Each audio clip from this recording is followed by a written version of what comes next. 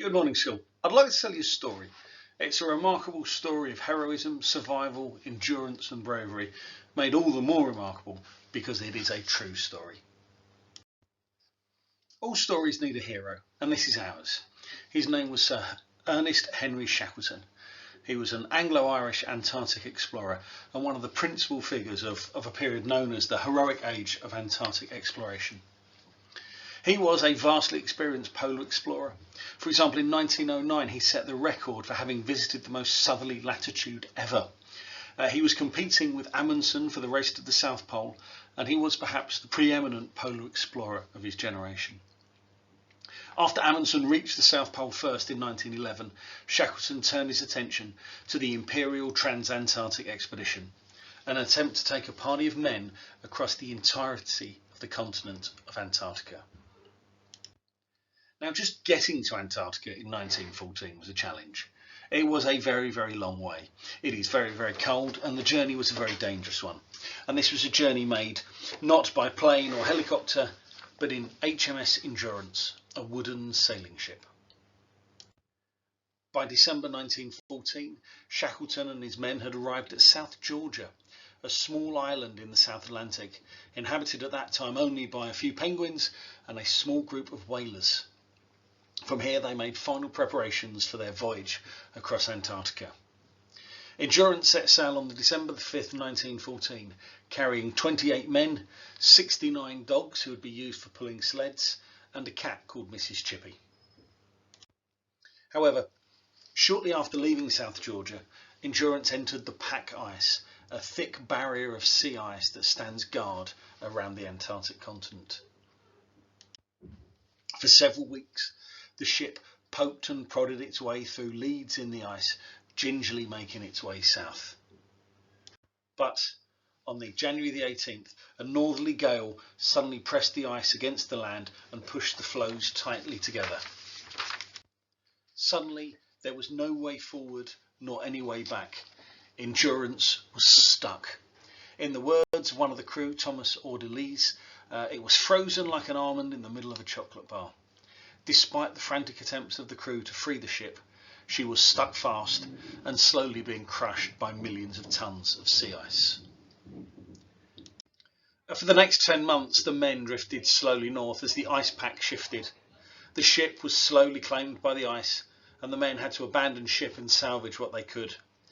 Anything that couldn't be carried was abandoned, including Bibles, books, clothing, tools and keepsakes. Some of the younger dogs, too small to pull their weight, were shot, as was the unfortunate Mrs Chippy. On November 21st, 11 months after setting off, the Endurance was sunk, leaving the men trapped on a now melting ice floe. The men made shelters out of their lifeboats and slowly waited out the winter. Their only hope for survival was to try and make their way to Elephant Island, a remote, uninhabited, rocky island in the South Atlantic.